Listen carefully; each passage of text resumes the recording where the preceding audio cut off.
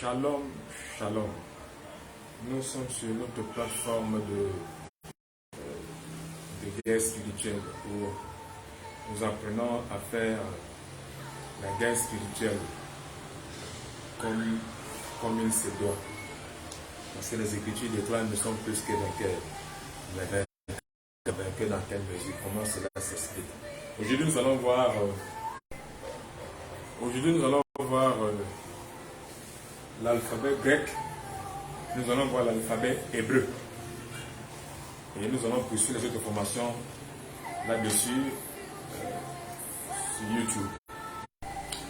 Dans la guerre spirituelle, on dit croire un mensonge comme vrai ne va pas changer que ce soit toujours un mensonge. Alors c'est pour ça que nous voyons aujourd'hui l'alphabet hébreu. Nous allons voir l'hébreu et nous sommes à titre introductif et nous allons voir l'alphabet grec. Nous ne parlons pas du grec moderne actuel, nous parlons du grec ancien qui s'appelait à cette époque Koine grec, qui signifie Koine commun, kappa, omicron, iota, nu, epsilon, qui signifie quoi? Commun. Pourquoi nous parlons de cela? Parce que à la période particulière où Christ est né, entre l'an 2 et l'an 1, l'an 2, parce qu'on ne compte pas l'an 1, l'État israélien était un État colonisé, ou un État vassal de l'Empire romain. Et vous allez voir dans les prophéties de Daniel, Daniel fait la prophétie selon laquelle il y aura un lion, il y aura un dragon, il y aura un bouc, un bélier, qui symbolisait la venue d'Alexandre le Grand, qui allait coloniser la Perse, qui allait coloniser Perse et Médès, qui allait coloniser toute cette partie orientale. Donc, lors de la colonisation de ces différents territoires, il a donc imposé sa culture, il a donc imposé son langage. Et Alexandre le Grand est venu avec le grec. Le grec. C'est pour cela que tous les écrits entre l'an moins 50, entre l'an moins 30 jusqu'à peut-être l'an 300 après Jésus-Christ, tous ces textes-là sont écrits en grec. Et l'Empire romain n'a pas imposé directement de changer la langue. C'est pour cela que ces textes sont encore écrits en grec. Alors, puisque nous savons en très peu de mots, nous allons voir l'évolution dans l'autre vidéo. Puisque nous savons dans l'origine des choses, les textes des Écritures, la Bible a été écrite en 3 langues principales. La première langue, c'est la langue hébreu. La langue hébreu qui va du texte certains textes de la Genèse jusqu'à certains livres de Jérémie. Et certains livres de Jérémie jusqu'à Malachie, la plupart de ces textes sont écrits en araméen. Parce que pendant cette période-là, Jérémie avait prophétisé la déportation d'Israël pour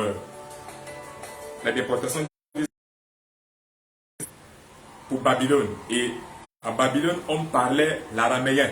Donc les Babyloniens ont colonisé les Israéliens en leur imposant de parler l'araméen. C'est pour ça que certains textes dans l'Ancien Testament sont écrits en araméen et retraduits en hébreu. Et maintenant, dès l'arrivée de la colonisation par Alexandre le Grand, ces autres parties des Écritures sont écrites principalement en koine grec, c'est-à-dire grec ancien, grec commun ancien. Du 1er siècle, du 2e siècle, après Jésus-Christ. C'est pour cela que nous parlons de cela. Et nous allons voir pour quelles raisons nous parlons de cela, parce qu'il y a certains textes qui sont difficiles à expliquer. Donc, pour lesquels c'est écrit en français, mais l'explication est complètement faussée. L'exégèse à partir du texte original est complètement faussée si le prédicateur ne le connaît pas. Et quand le prédicateur ne le connaît pas, il diffuse sur le peuple de Dieu, ça donne des gens perdus. Donc, sans plus tarder, nous passons directement au grec ancien. Et la première lettre du grec ancien, c'est alpha. La première lettre du grec ancien, c'est alpha. En français, A-L-P-H-A. Et en grec, nous avons alpha, lambda, phi, alpha. Et nous avons la même chose en majuscule, A majuscule, lambda majuscule, phi et alpha. Voilà l'écriture d'alpha. Et en majuscule, le alpha en grec correspond à notre A actuel. A majuscule actuel. Et le alpha correspond en français à A. La deuxième lettre en grec, en coignet grec ancien, c'est bêta. Bêta. Bêta, eta, theta, alpha. Qui s'écrit en majuscule. Comme ça, le bêta, la lettre eta en majuscule ressemble à notre H en français. Ensuite, nous avons theta, alpha. Voilà l'écriture de bêta en majuscule. En minuscule, voilà l'écriture de bêta en majuscule. Et ça correspond à notre B en français. Ensuite, la troisième lettre en grec, c'est la lettre gamma. Gamma, alpha, mu, deux fois. Ensuite, alpha. Nous avons l'écriture en majuscule. Le A en majuscule ressemble à notre A en français. Le M en majuscule ressemble à notre M en français. Et voilà l'écriture de gamma. Ensuite, nous avons gamma en lettre majuscule qui correspond à C, pas à G. À C, parce qu'en grec ancien, il n'y a pas la lettre G. En grec ancien, il n'y a pas la lettre J. C'est pour ça que vous allez voir le texte, le nom de Jésus-Christ est écrit dans le texte original avec Upsilon, si je ne me trompe pas. Avec Upsilon, effectivement. Ensuite, la quatrième lettre de l'alphabet grec, c'est delta. Delta, elle s'écrit delta, epsilon, lambda, theta, tau, alpha. Et vous avez l'écriture en majuscule. En majuscule, le lambda, L, en français, ressemble à A, mais ce ne s'écrit pas comme le A. Voilà la différence. Faire une différence à ce niveau. Et delta correspond à notre D en français. Ensuite, nous avons epsilon.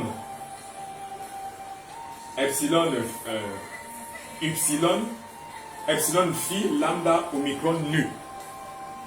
La correspondance en lettres majuscules qui correspond à notre E en français actuel. Ensuite, la cinquième lettre, c'est la lettre zeta.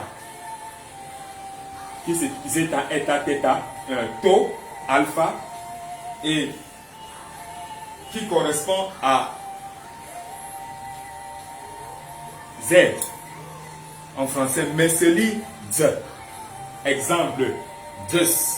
On ne lit pas Zeus, mais on lit Zeus. Il y a un D devant. Zeus, par exemple, la religion des Babyloniens s'appelle le masdéisme. Vous allez voir comment on va écrire avec le zeta. Ensuite, nous avons eta, qui se dit eta, tau, alpha. Et eta en majuscule ressemble à H en français, qui correspond à E accent circonflexe en français. Et puis c'est H en majuscule en français. Ensuite nous avons theta, qui s'écrit theta, eta, tau, alpha, et qui correspond à TH en français. Exemple, lorsqu'on veut écrire par exemple Dieu, ça sera theta, eta, epsilon, omicron, sigma final. Ce qui va se lire théos. Et si on ajoute à côté de théos, discours, c'est-à-dire logos, qui s'écrit lambda, omicron, gamma, omicron, sigma final, on a théologos, qui correspond en français à théologie, c'est-à-dire étude de Dieu, discours sur Dieu, enseignement sur Dieu. L'étymologie du mot nous permet d'avoir la meilleure définition. Et si on a la meilleure définition, elle est plus efficace dans le combat spirituel, plus efficace dans l'effet de l'esprit, plus efficace dans la réma, plus efficace dans la parole de connaissance, plus efficace dans la parole de sagesse, plus efficace dans la prophétie. Ensuite, nous avons la lettre iota. Le iota s'écrit comme notre i en français, sauf qu'il n'y a pas le chapeau. Et nous devons savoir qu'en grec, toutes les premières lettres, particulièrement les voyelles, ont un accent. Par exemple, eta, dans teta, il y a un accent. Par exemple, eta, il y a un accent. Pourquoi l'accent? Pourquoi? Parce que c'est en début de phrase. Lorsque le mot est en début de phrase, la première lettre pourra prendre un chapeau et peut-être aussi la deuxième voyelle, la voyelle qui suivra après. Ça, c'est une règle de grammaire en ce qui concerne le grec ancien. Parce qu'il y a un problème en ce qui concerne les articles. Donc, cette différence déclinaison nous permet de parler le problème des articles qu'il y a en grec ancien. Ensuite, donc, le iota, en grec, c'est écrit sans le i et en français, c'est écrit avec c'est écrit sans le chapeau, le point. Après le iota, nous avons le kappa, qui s'écrit kappa alpha, i deux fois,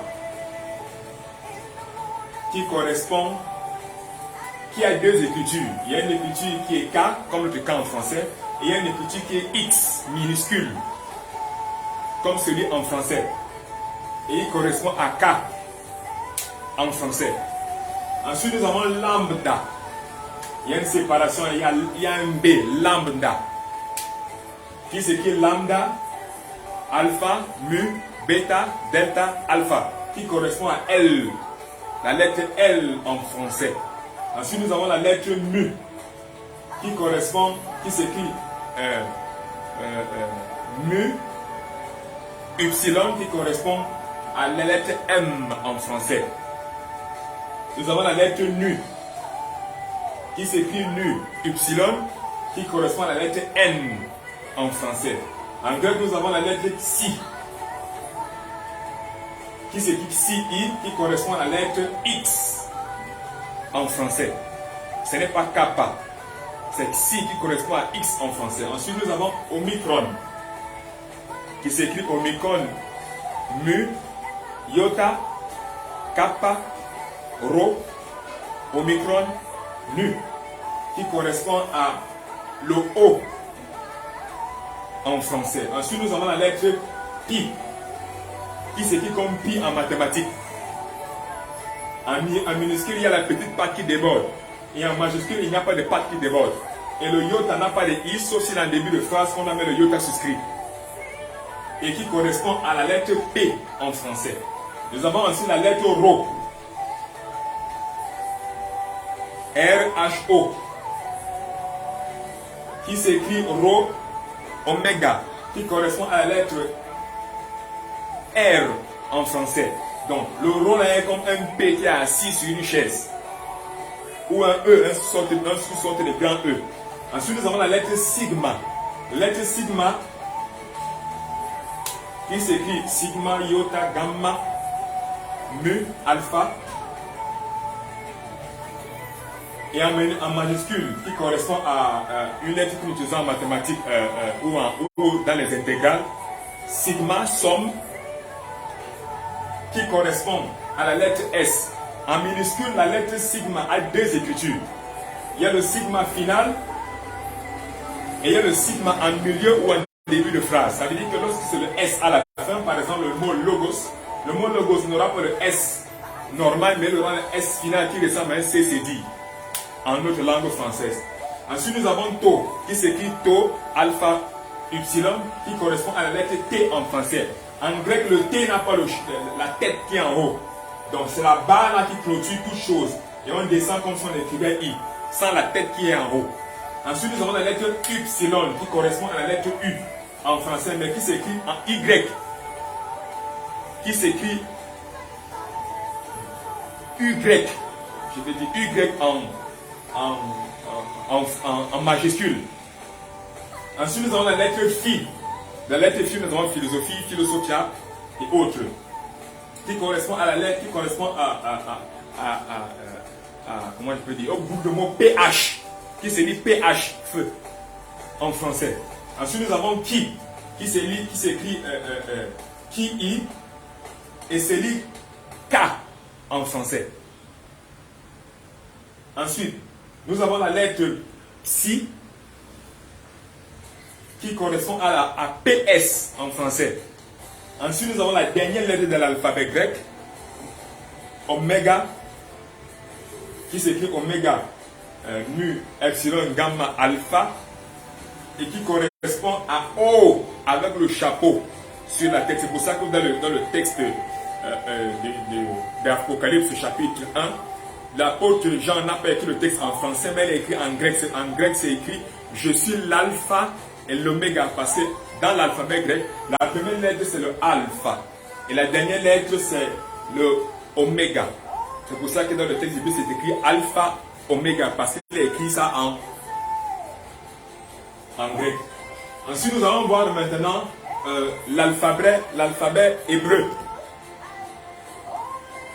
Ensuite, nous allons voir l'alphabet hébreu. Pourquoi je parle de l'alphabet hébreu? Parce que l'alphabet est un emprunt. Ça veut dire que les Grecs ont copié sur l'alphabet hébreu. Parce que l'alphabet hébreu est né avant la langue grecque. Donc, la langue grecque a fait des emprunts. Donc, en grec, je disais tantôt, le grec a fait des emprunts à l'hébreu. Et l'hébreu a fait des emprunts aux langues africaines. C'est pour cela que toutes les langues qui dérivent partout en Orient ont pour origine la langue africaine, qui est les hiéroglyphes.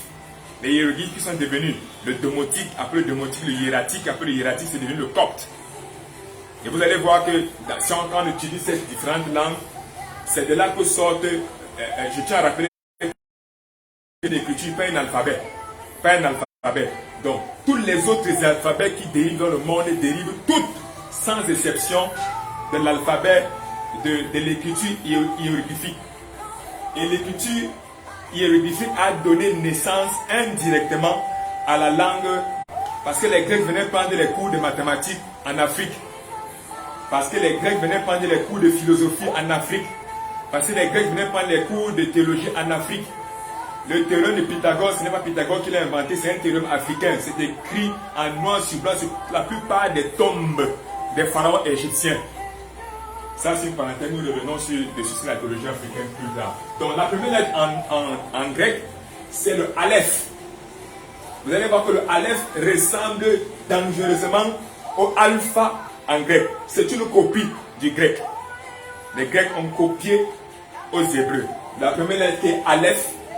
Ensuite, nous avons la deuxième lettre qui est le Bet, qui correspond à B. Et en grec, on dit bêta. En hébreu, on dit bet. Vous voyez la copie. Ensuite, nous avons le Gimel, qui correspond au G en français. Et vous allez voir qu'en grec, on dit gamma. Et en hébreu, on dit Gimel. Vous voyez que c'est toujours un emprunt. Ensuite, la quatrième lettre, c'est Dalet, qui s'écrit comme le T en français, mais qui signifie D. Vous allez voir qu'en grec, nous avons delta, toujours un emprunt et une copie des Grecs aux Hébreux. Ensuite, nous avons le He, qui correspond à H en français. Ensuite, nous avons le Zagin, ou le Zahin, qui correspond à Z. Vous allez voir que Zahin ressemble dangereusement à Zeta. Ensuite, nous avons le Het. Vous avez on appelle ça comment? L'hébreu est une langue beaucoup plus nasale et buccale. L'hébreu est beaucoup plus nasal et buccal. Certaines lettres se prononcent beaucoup plus avec comment je peux dire ça? Avec elles sont des lettres gutturales, avec la gorge, avec le nez. C'est het, ça va être dans la gorge, het ou het, lorsqu'on la prononce. Et entre autres, en grec, en hébreu, il n'y a pas, en hébreu ancien, il n'y a pas de voyelle. C'est pour ça que vous allez voir par exemple, par exemple, le nom de c'est écrit en 4 lettres, le yod, le het, le y, h, w, voilà, le ho et le het encore, 4 lettres. Et l'hébreu s'écrit de la droite vers la gauche, comme l'arabe. Par contre, les autres lettres s'écrivent de la gauche vers la droite. Si je vais écrire Yahweh, par exemple, je vais commencer par le yod, qui correspond à notre y en français. Ensuite, je vais mettre le het, qui correspond à h en français. Ensuite, je vais mettre le vav, qui est écrit un peu comme lambda. Ensuite, je vais mettre le het. Voilà. Donc, c'est écrit le tétragramme YHWH. Et on y ajoute maintenant des voyelles pour le prononcer Yahweh.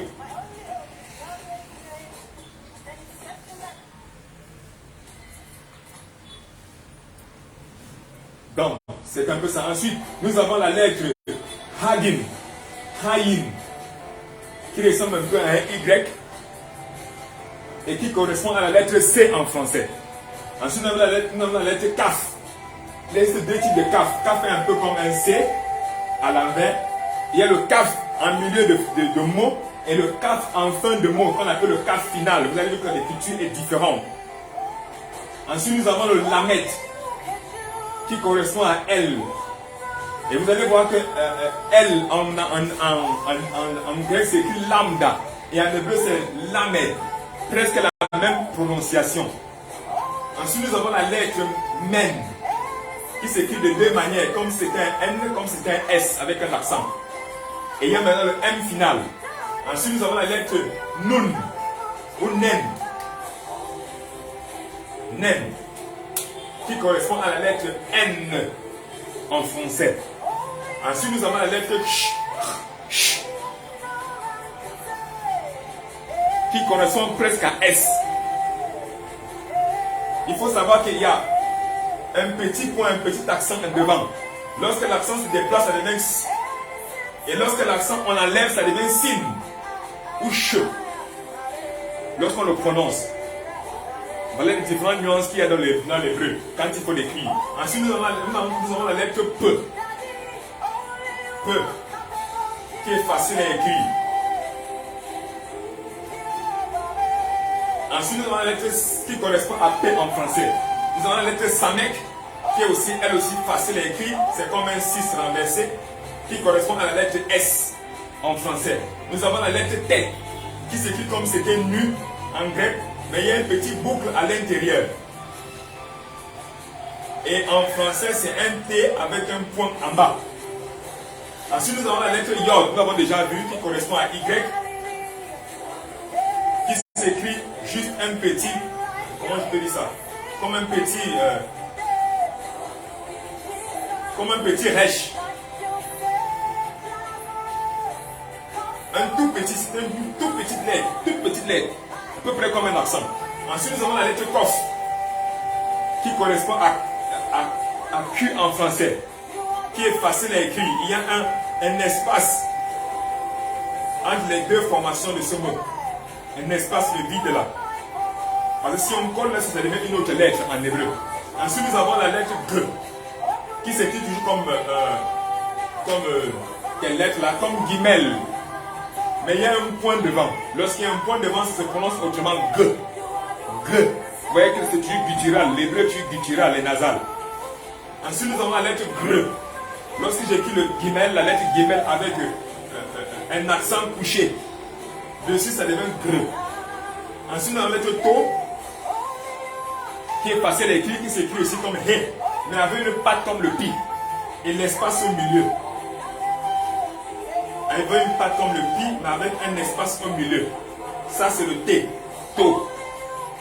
Ensuite, nous avons la lettre Wav, nous avons déjà vu, qui s'écrit comme guimel, mais sans l'accent, sans le pied qui est à gauche. Maintenant, il y a des lettres particulières, avec une prononciation différente. Nous avons le P. Le P, lorsqu'on écrit le P, avec un petit point à l'intérieur, il va se dire P ou bien feu. en hébreu. Ensuite, nous avons le het. Nous avons le het ici. Lorsqu'il y a un accent dessus, elle a deux prononciations. Donc vous avez toutes les lettres ici de l'alphabet hébreu avec les correspondances en grec qui nous permettent de lire tous les textes possibles et avoir la bonne interprétation du texte. La meilleure interprétation du texte, la Bible ne se lit pas en français. Bien que nous puissions la voir en français, nous devons la lire avec le texte et l'étymologie originale pour avoir la meilleure définition. Alors, pourquoi on parle même de cette affaire de grec? Pourquoi parle-t-on de cette affaire? Nous allons voir tout de suite quelque chose d'extraordinaire. Je vais un peu effacer, ici au milieu. Je vais effacer ici un peu au milieu. Nous allons voir deux textes. Pourquoi nous parlons de l'étymologie? Pourquoi on parle de lire les grecs, lire l'hébreu? Parce qu'il y a beaucoup de fausses doctrines maintenant. Des textes mal interprétés qui poussent les gens avec de fausses doctrines. Je vais parler par exemple de deux textes. Le premier texte, c'est le texte d'Hébreu chapitre 12. Hébreu chapitre 12.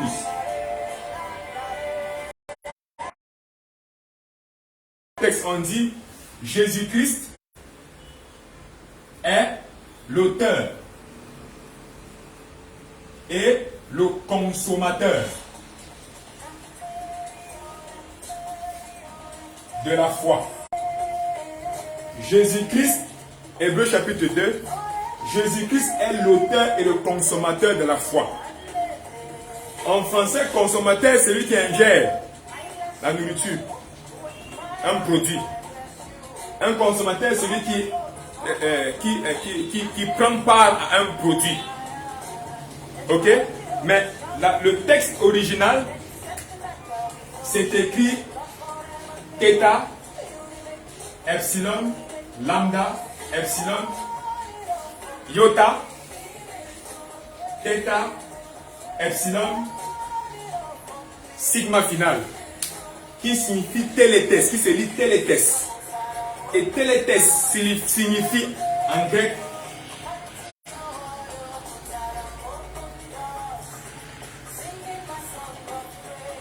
le perfectionneur.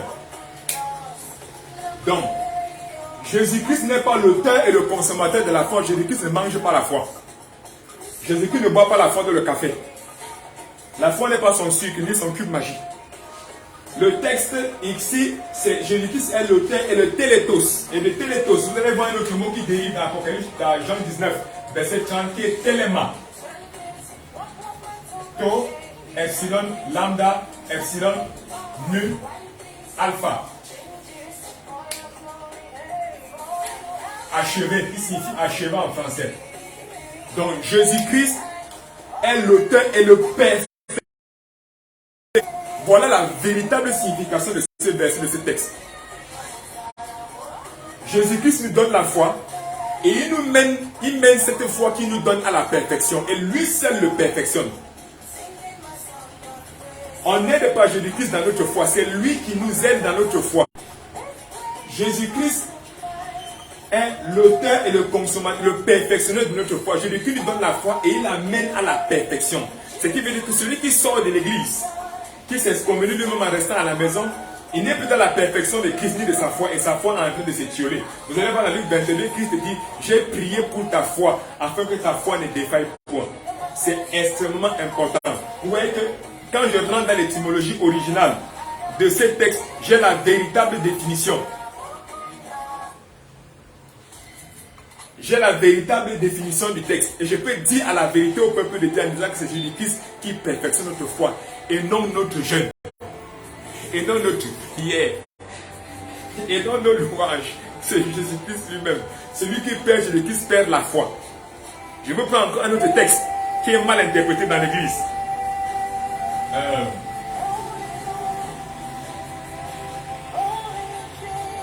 Le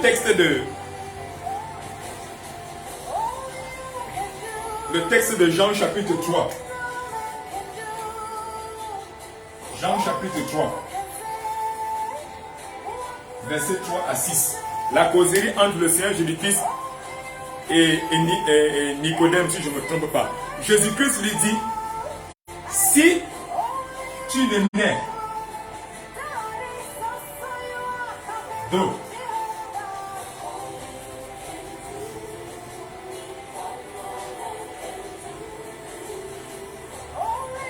et d'esprit, tu ne peux voir le royaume de Dieu. Après, il dit, si tu ne nais pas de nouveau,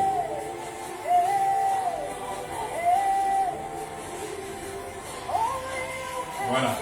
Si tu ne nais de nouveau, c'est écrit en français comme ça, là, né de nouveau, tu ne peux pas voir ni entrer dans le royaume des cieux. Ok? Maintenant, le texte original écrit quoi? Le texte original écrit Genau. Donc, gamma, epsilon, nu,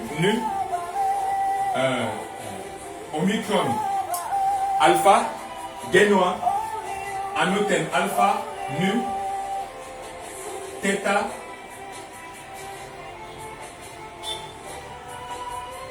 nu, si je ne me trompe pas. Voilà.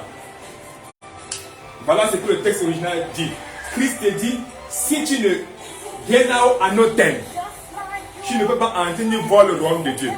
Vous allez encore voir le texte de la même chose dans Jean 17, enfin, toujours dans Jean, où il dit,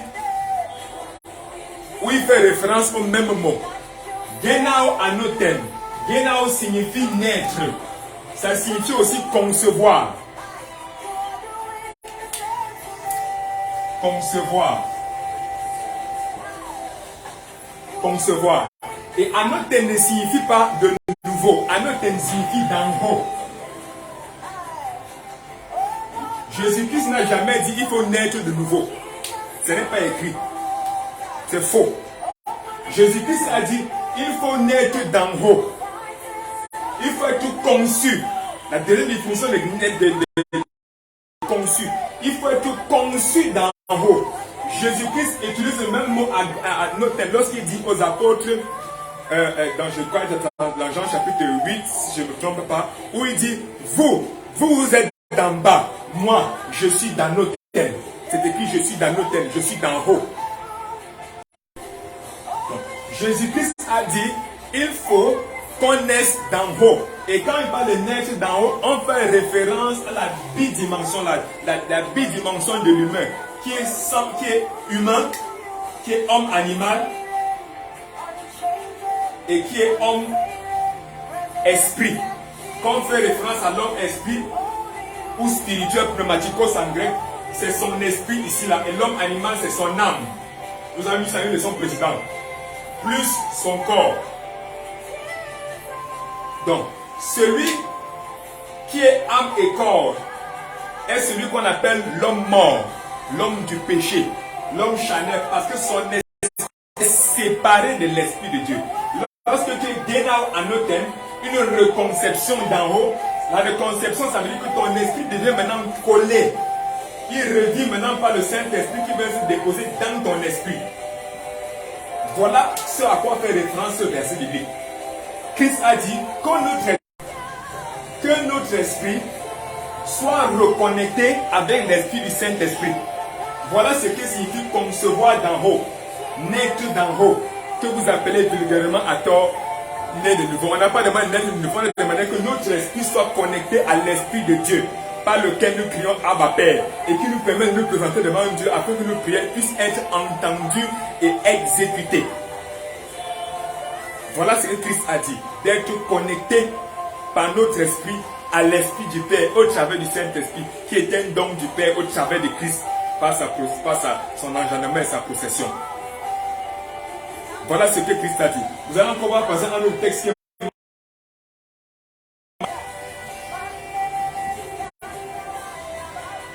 Le texte de Genèse. Genèse, chapitre 6, versets 6 à 7, où les dangereux prédicateurs de la nation disent, Genèse 6, verset 7, vous allez voir, il est écrit, Dieu s'est repenti. Les dangereux prédicateurs de la nation disent que Dieu s'est repenti ici là. C'est faux. Repenti vient du mot grec, vient du mot hébreu nahek, qui s'écrit nun, het, si je ne me trompe pas, avec vav à la fin.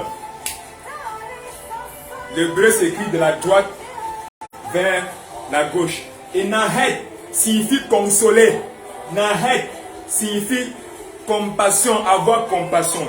Dans le texte de Jacques chapitre 1, Jacques, dans sa théologie, dit Dieu est lumière, chez qui il n'y a ni changement, ni ombre de variation. C'est écrit en grec parabèle, qui signifie aucune variation. Parabèle, c'est variation. Dieu n'a pas de variation, il ne change pas. Si Dieu ne change pas, Dieu ne peut pas se repentir. Vous avez vu dans Jean chapitre 1, verset 17, on dit Dieu fait des dons sans se repentir. Ce qui veut dire que cette interprétation en français est fausse. Dieu ne s'est pas repenti. Il a eu compassion de l'homme. Il a eu compassion de l'homme. Il a eu pitié de l'homme. Il a voulu consoler l'homme. Vous voyez. Et il y a de nombreux textes bibliques comme ça là qui sont mal interprétés, déchirés par les prédicateurs ici dehors. Surtout ceux qui ont l'argent. Donc, nous allons prier aujourd'hui. Je voudrais prier pour toi. Je déclare que tu es une personne bénie, une personne favorisée, une personne de grâce. L'Écriture dit dans Romains chapitre 8, si l'Esprit de celui qui a laissé Jésus dans tes morts, il va mettre la vie dans vos corps mortels. Aujourd'hui, tu reçois la vie dans ton esprit.